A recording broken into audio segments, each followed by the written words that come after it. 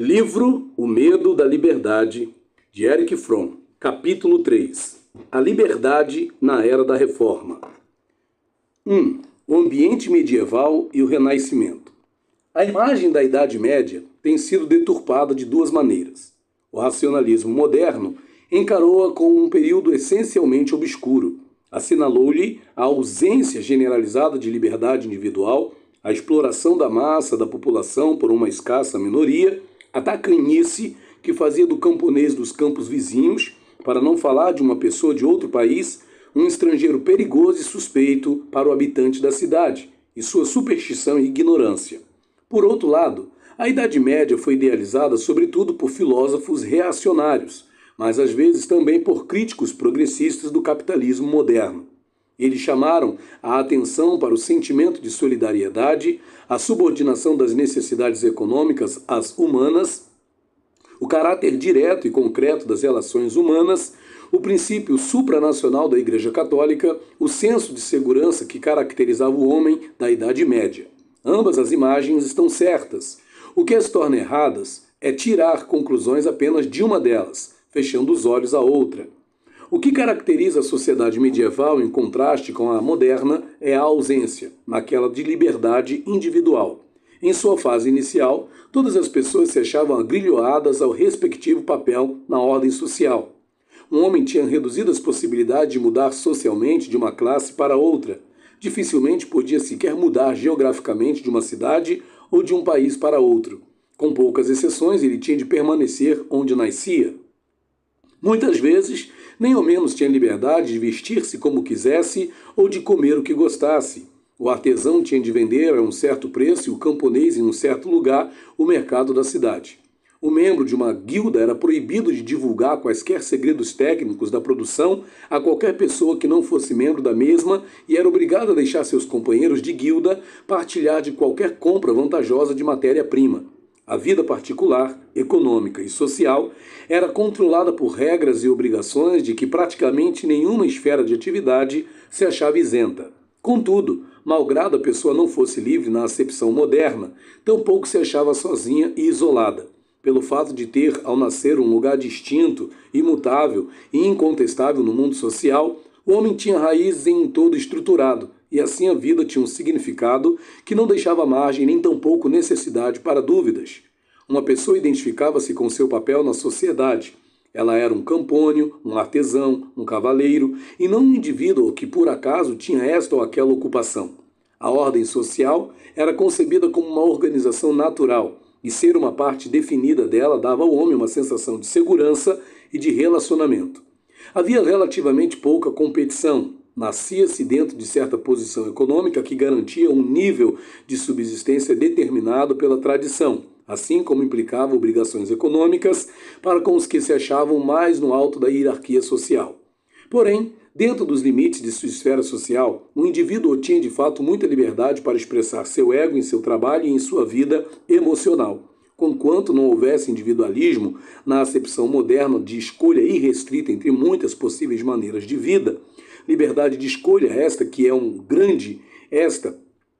em grande parte abstrata, havia bastante individualismo concreto na vida real. Havia muito sofrimento e dor, mas também havia a Igreja, que tornava mais suportável tal sofrimento ao explicá-lo como resultado do pecado de Adão e dos pecados individuais de cada pessoa. Se bem que a Igreja fomentasse um sentimento de culpa, também assegurava ao indivíduo o seu amor incondicional a todos os seus filhos e oferecia um meio de adquirir a convicção de ser perdoado e amado por Deus. A relação com Deus era mais de confiança e amor do que de dúvida e temor. Tal e qual um campônio e um habitante da cidade raramente ultrapassavam os limites de sua reduzida área geográfica, assim também o universo era limitado e de fácil compreensão. A terra e o homem eram seu centro, o céu ou o inferno o lugar da vida futura, e todas as ações do nascimento até a morte eram transparentes em sua inter-relação causativa. Malgrado a sociedade fosse assim estruturada e desse segurança ao homem, no entanto, mantinha-o escravizado. Era uma espécie de escravidão diferente da que em séculos posteriores surgiu do autoritarismo e da opressão. A sociedade medieval não despojava o indivíduo de sua liberdade porque o indivíduo ainda não existia. O homem estava ainda relacionado com o mundo pelos vínculos primários. Ele ainda não se concebia como um indivíduo, salvo através de seu papel social, que era então igualmente seu papel natural. Ele não encarava tampouco as outras pessoas como indivíduos. O camponês que chegava à cidade era um estranho, e mesmo dentro da cidade os membros de grupos diferentes olhavam-se uns aos outros como estranhos. Ainda não se havia formado plenamente a consciência do eu individual de si próprios, dos outros e do mundo como entidades isoladas. A ausência de autoconsciência de um indivíduo na sociedade medieval encontrou sua manifestação clássica na descrição da cultura medieval por Jacob Burckhardt. Na Idade Média, ambos os lados da consciência humana, o que se voltava para dentro, assim como o que se voltava para fora, permaneciam adormecidos ou semidespertos sob um véu comum. O véu era feito de fé, ilusão e preconceito infantil, através dos quais o mundo e a história eram vistos revestidos de estranhas cores. O homem só se dava conta de si mesmo como membro de uma raça, povo, partido, família ou corporação, através de uma categoria geral qualquer. A estrutura da sociedade e a personalidade do homem modificaram-se na fase final da Idade Média. A unidade e a centralização da sociedade medieval enfraqueceram-se. O capital, a iniciativa econômica individual e a competição aumentaram de importância. Formou-se uma nova classe endinheirada. Percebia-se um crescente individualismo em todas as classes sociais, que afetava todas as esferas da atividade humana: o gosto, a moda, a arte, a filosofia e a teologia.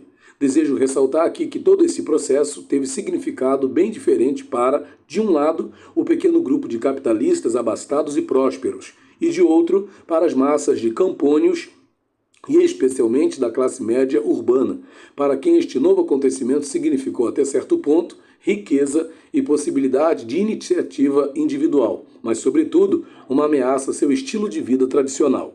É importante ter em mente esta diferença desde o começo, porque foi ela mesma que determinou as reações psicológicas e ideológicas desses vários grupos.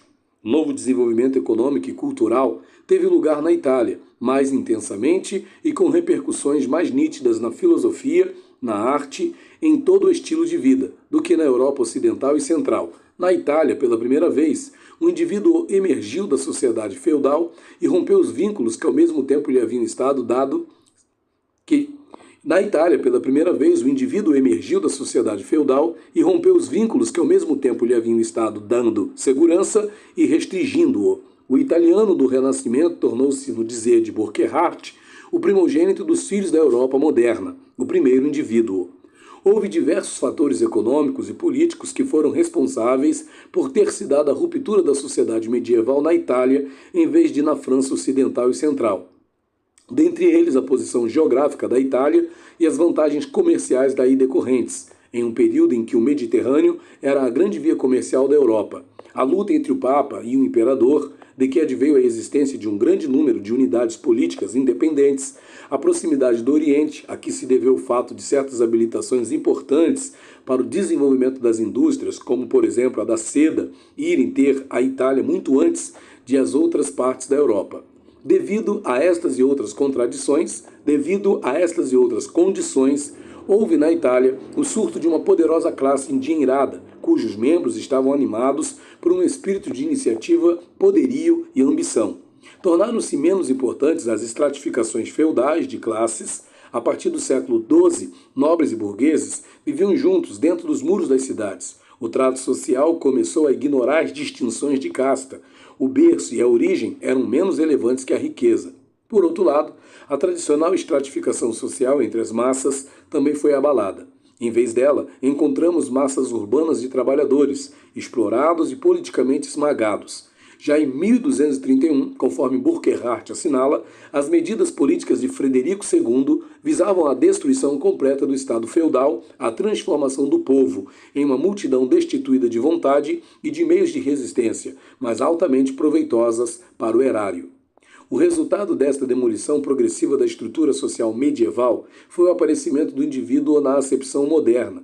Citando Burckhardt uma vez mais, na Itália, este véu de fé, ilusão e preconceito infantil foi onde primeiro desvaneceu-se. Tornaram-se possíveis o tratamento e a apreciação objetivos do Estado e de todas as coisas deste mundo.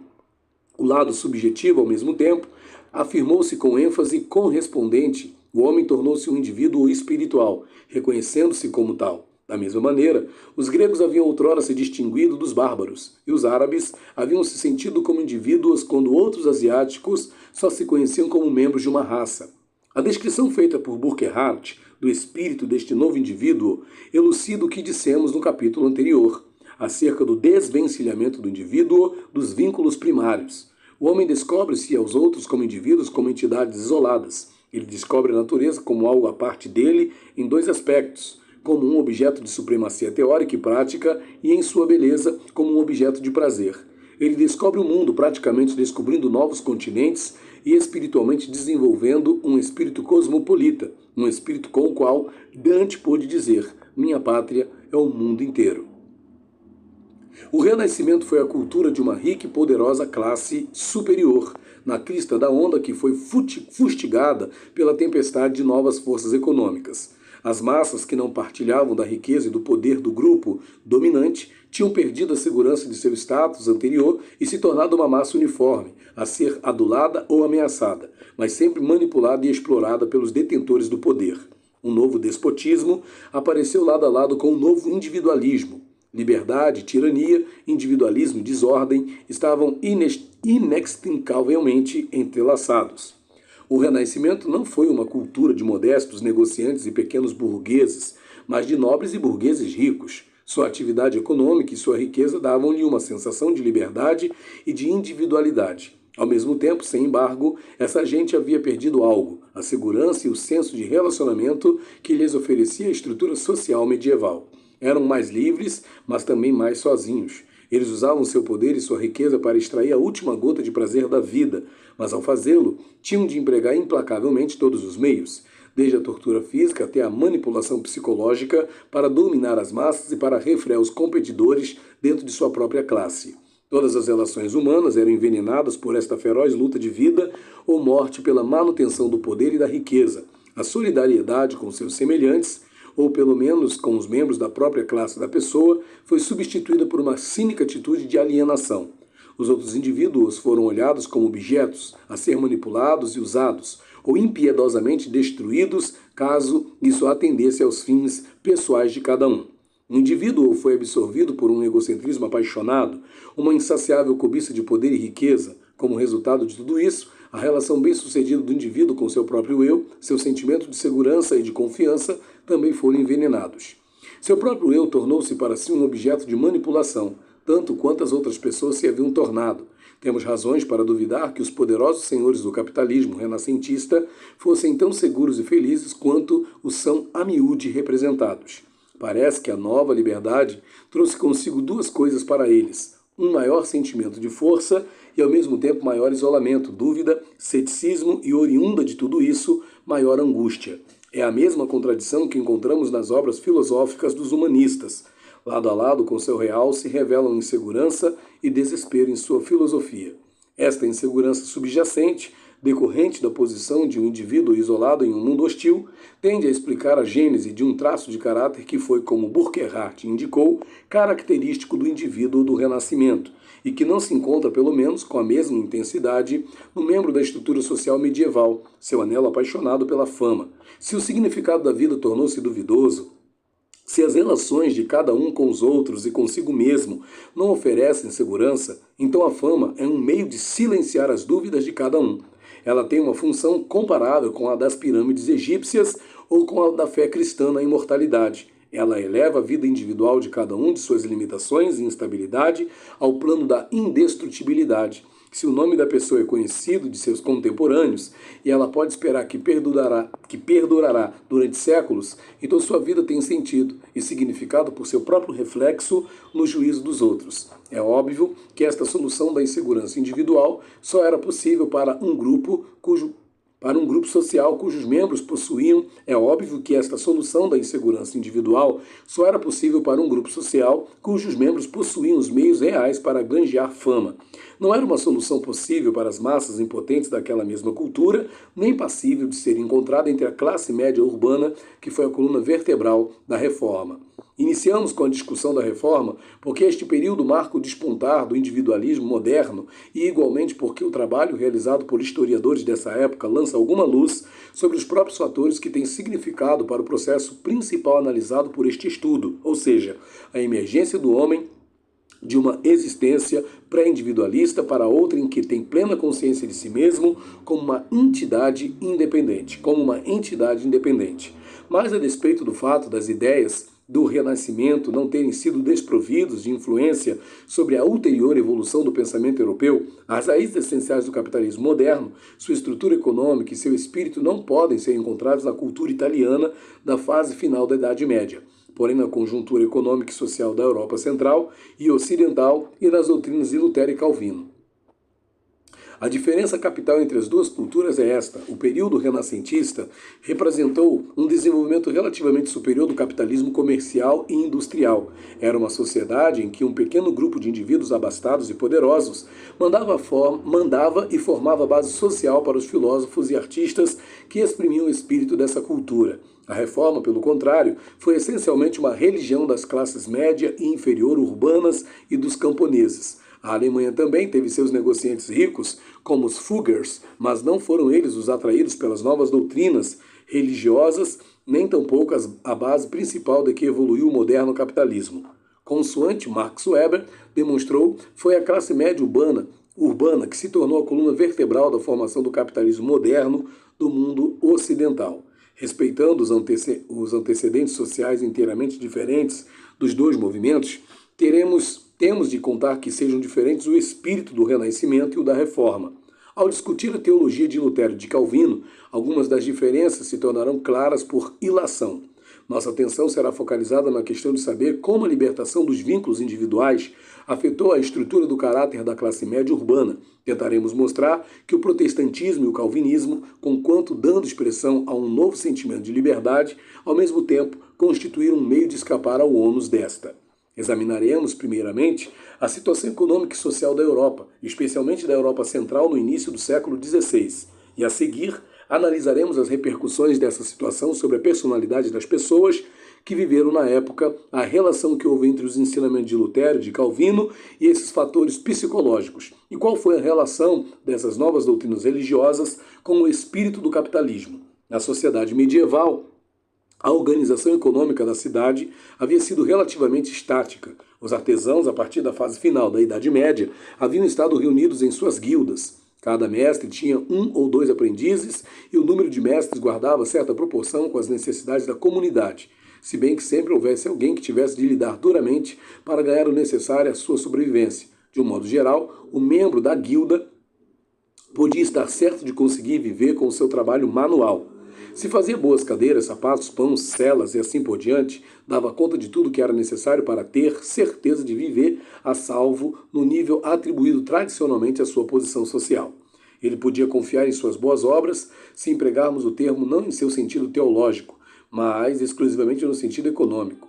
As guildas impediam qualquer competição pronunciada entre seus membros e obrigavam a cooperação no que tocava à compra de matérias-primas, às técnicas de produção e aos preços dos produtos. Em contradição, com uma tendência para idealizar o sistema de guildas, juntamente com toda a vida medieval, alguns historiadores indicaram que as guildas estavam sempre marcadas por um espírito monopolista, que mesmo se evitando qualquer idealização das guildas, elas eram baseadas na cooperação mútua e ofereciam relativa segurança a seus membros.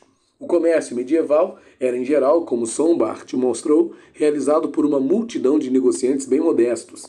Ainda não estavam separados os negócios por atacado e a varejo, e mesmo os mercadores que iam a países estrangeiros, como os membros da Hansa do Norte da Alemanha, também estavam interessados em vendas a varejo. A acumulação de capital também foi muito lenta até o fim do século XV. Assim, o pequeno negociante tinha uma segurança considerável em comparação com a situação econômica da fase final da Idade Média, quando os grandes capitais e o comércio monopolista assumiram importância crescente. Muito do que agora é mecânico, diz o professor Tawney, a respeito da vida numa cidade medieval, é então pessoal, íntimo e direto, havendo pouca margem para uma organização em escala demasiadamente vasta para os padrões que são aplicados a indivíduos e para a doutrina que silencia escrúpulos e encerra todas as contas com a alegação final de conveniência econômica. Isto leva-nos a um ponto que é essencial à compreensão da posição do indivíduo na sociedade medieval, ou das opiniões éticas referentes às atividades econômicas, segundo foram manifestadas não só nas doutrinas da Igreja Católica, como igualmente nas leis seculares. Seguimos a exposição do assunto por Townley, visto que não se pode suspeitar que sua posição procurasse idealizar ou romancear o mundo medieval. As suposições básicas acerca da vida econômica eram duas: que os interesses econômicos se subordinam à finalidade real da vida, que é a salvação, e que a conduta econômica é apenas um aspecto da conduta pessoal, ao qual se aplicam, como as outras partes desta, as regras da moralidade. A seguir, Townley esmiuça o ponto de vista medieval sobre atividades econômicas. As riquezas materiais são necessárias, têm importância secundária, porém, desde que, sem elas, os homens não podem sustentar-se nem ajudar uns aos outros. Mas os motivos econômicos são suspeitos. Por serem apetites poderosos, os homens temem-nos, porém não são suficientemente mesquinhos para aplaudirem-nos. Não há lugar na teoria medieval para uma atividade econômica que não se relacione com uma finalidade moral, e fundar uma ciência da sociedade partindo da premissa de que o apetite de vantagem econômica é uma força constante e mensurável que deve ser aceita como quaisquer outras forças naturais, como um dado inevitável e evidente por si mesmo. Teria parecido ao pensador medieval pouco menos irracional e imoral do que tomar como base da filosofia social a atuação irrestrita de atributos humanos obrigatórios, como a pugnacidade e o instinto sexual. As riquezas, como diz Santo Antônio, existem para o homem, não o homem para as riquezas. A todo instante, pois, encontram-se limites, restrições, avisos, para não se deixarem os interesses econômicos interferir nos assuntos sérios. É direito do homem buscar a riqueza que lhe for necessária para viver de acordo com sua posição. Buscar mais do que isso não é arrojo, mas avareza, e a avareza é um pecado mortal. O comércio é legítimo. As diferenças de recursos dos diversos países provam que isso está nos desígnios da providência. É todavia um negócio perigoso. O homem deve certificar-se de que o realiza no benefício do público e de que os lucros por ele obtidos não são mais do que a remuneração de seu trabalho. A propriedade privada é uma instituição necessária, pelo menos em um mundo decaído. Os homens trabalham mais e brigam menos quando os bens são privados do que quando são comuns. Isso, entretanto, deve ser tolerado como uma concessão à fragilidade humana, nunca aplaudido como algo desejável por si mesmo. O ideal, se ao menos a natureza humana pudesse alçar-se a isso, é o comunismo. Communis nim, escreveu Graciano em seu decreto. Usus hominum quas sunt in hoc mundo, omnibus omnibus, esse debut. Na melhor hipótese, de fato, os bens de raiz são algo dificultados. Têm de ser legitimamente adquiridos, têm de estar no maior número possível de mãos, têm de assegurar o sustento dos pobres. Seu uso deve ser, tanto quanto praticável, comum. Seus proprietários têm de estar dispostos a compartilhá-los com os que deles necessitem, ainda que não estejam de fato na penúria. Embora essas opiniões exprimissem normas e não fossem uma imagem exata da realidade da vida econômica, refletiam com efeito, até certo ponto, o verdadeiro espírito da sociedade medieval. A relativa estabilidade da posição dos artesãos e mercadores, que caracterizava a cidade medieval, foi lentamente solapada na fase final da Idade Média, até que desmoronou completamente no século XVI. Já no século XIV, mesmo antes, começaram uma crescente diferenciação dentro das guildas, que continuou a despeito de todos os esforços para detê-la. Alguns membros da guilda tinham mais capital do que outros e empregavam 5 ou 6 jornaleiros em vez de 1 ou 2. Em breve, algumas guildas só admitiam pessoas com certo capital. Outras tornaram-se poderosos monopólios que procuravam aproveitar ao máximo sua posição monopolista e explorar o freguês tanto quanto lhes era possível. Por outro lado, muitos membros das guildas empobreciam e tinham de tentar ganhar algum dinheiro fora de sua ocupação tradicional. Frequentemente, tornavam-se pequenos comerciantes nas horas vagas. Muitos deles tinham perdido sua independência e segurança econômicas, enquanto se apegavam desesperadamente ao ideal tradicional de independência econômica. Associada a essa evolução do sistema de guildas, a situação dos artífices assalariados passou de mal a pior. Enquanto nas indústrias da Itália e de Flandres já existia no século XIII, ou mesmo antes, uma classe de trabalhadores descontentes, a situação dos jornaleiros das guildas artesanais era relativamente segura, se bem que não fosse verdade que todo jornaleiro pudesse tornar-se um mestre. Muitos deles o conseguiram. Porém, à medida que cresceu o número de jornaleiros trabalhando para um mesmo mestre, tanto mais capital se tornou necessário para passar a mestre e tanto mais as guildas assumiram um caráter monopolista e exclusivista. A deterioração de sua posição econômica e social foi evidenciada por sua crescente insatisfação, pela formação de organizações deles próprios, por greves e até por violentas insurreições. O que foi dito do desenvolvimento cada vez mais capitalista das guildas artesanais é ainda mais aparente com relação ao comércio, ao passo que o comércio medieval havia sido sobretudo um negócio interurbano nos séculos XIV e XV, cresceu rapidamente o comércio nacional e internacional. Malgrado os historiadores discordem quanto à época exata em que as grandes companhias comerciais começaram a formar-se, estão de acordo em que no século XV elas ficaram cada vez mais poderosas e converteram-se em monopólios, que graças ao maior poder de seu capital ameaçaram igualmente o pequeno negociante e o consumidor. A reforma do imperador Sigismundo, no século XV, procurou conter o poder dos monopólios por meio de legislação, mas a posição do pequeno vendedor tornou-se mais e mais insegura. Ele tinha apenas influência bastante para fazer ser ouvida sua queixa, mas não para compelir a uma ação efetiva. A indignação e a ira do pequeno mercador contra os monopólios foi eloquentemente manifestada por Lutero em seu panfleto sobre o comércio e a usura, impresso em 1524.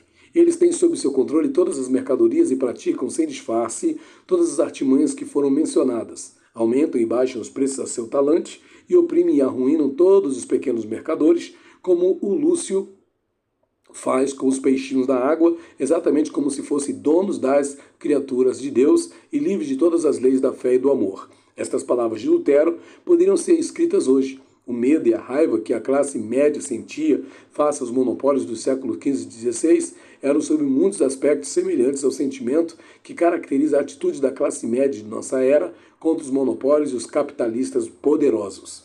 O papel do capital também estava avultado na indústria. Um exemplo notável é o da indústria de mineração. Originalmente, o quinhão de cada membro de uma guilda de mineiros era proporcional ao trabalho por ele executado. Porém, no século XV, em muitos casos, os quinhões pertenciam a capitalistas que pessoalmente não trabalhavam, e cada vez mais o trabalho era feito por trabalhadores que recebiam salários e não tinham cotas da empresa. A mesma evolução capitalista ocorreu em outras indústrias também e agravou a tendência resultante do papel crescente do capital nas guildas artesanais e no comércio, divisão crescente entre pobres e ricos e insatisfação crescente entre as classes pobres. Quanto à situação dos camponeses, diferem as opiniões dos historiadores. Todavia, a seguinte análise de Shapiro parece suficientemente apoiada pelas conclusões da maioria dos historiadores.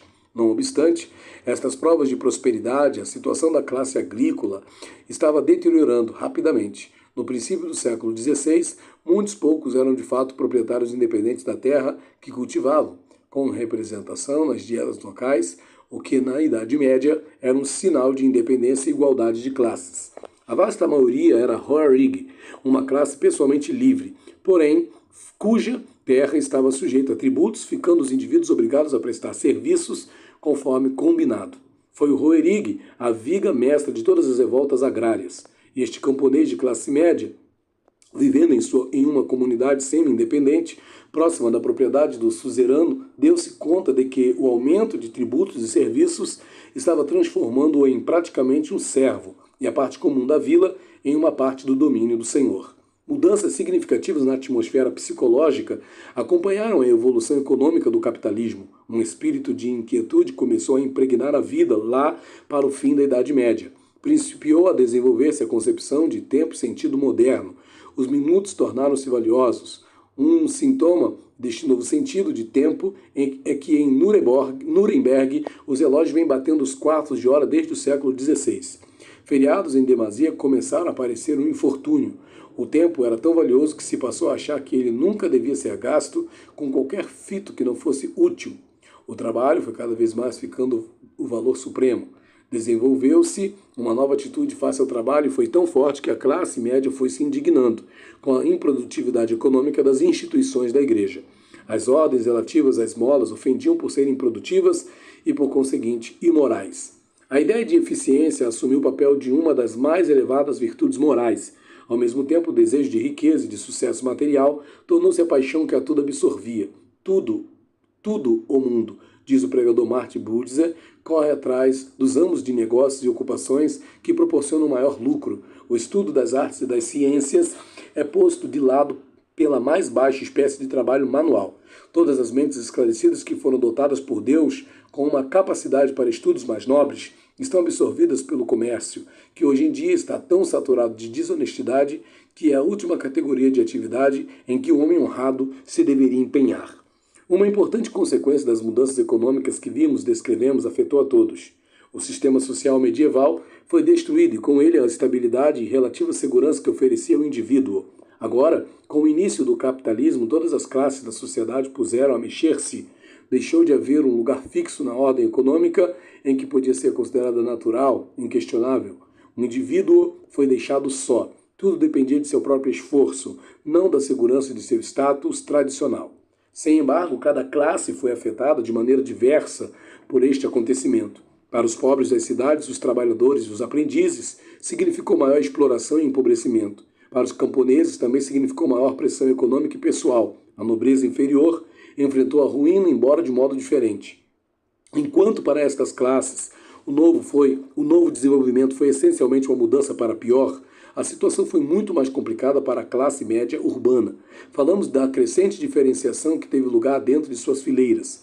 Grandes partes dela viram-se em situação cada vez pior. Muitos artesãos e pequenos mercados tiveram de fazer face ao poder maior dos monopolistas e de outros competidores com mais capital, e tiveram dificuldades sempre maiores para permanecer independentes. Muitas vezes tiveram de lutar contra forças esmagadoramente poderosas e, para muitos, essa foi uma luta desesperada e perdida. Outras partes da classe média foram mais prósperas e participaram da tendência geral ascendente do capitalismo nascente. Mas ainda, para estes mais afortunados, o papel cada vez maior do capital, do mercado e da competição alterou sua situação pessoal, trazendo-lhes insegurança, isolamento e ansiedade.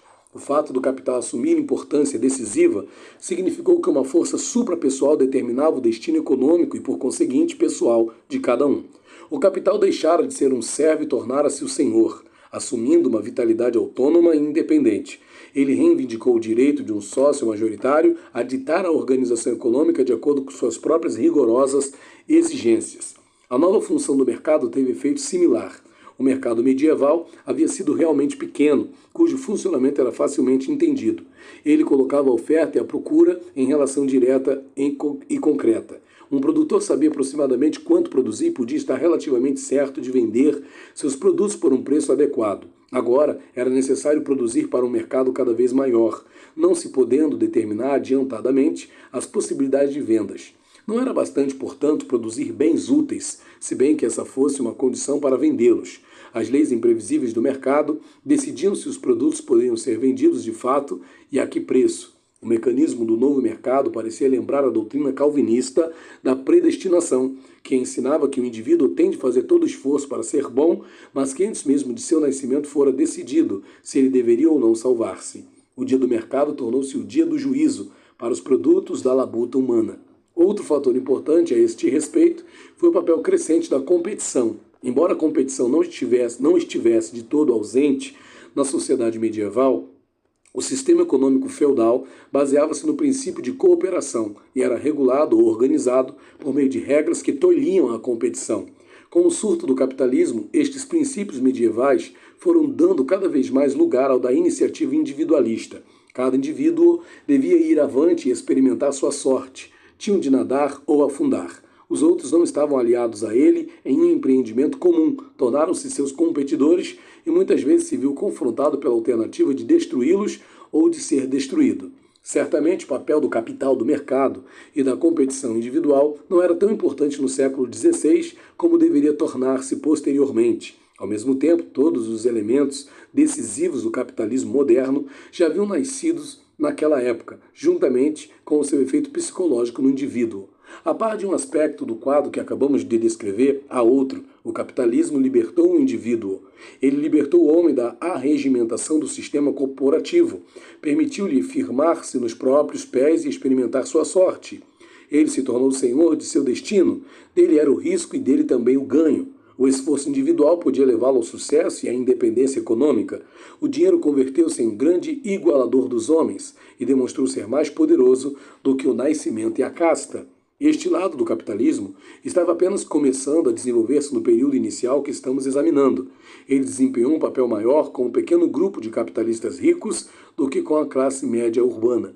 Entretanto, mesmo na medida em que, então, foi eficaz, teve efeito importante na modelagem da personalidade do homem.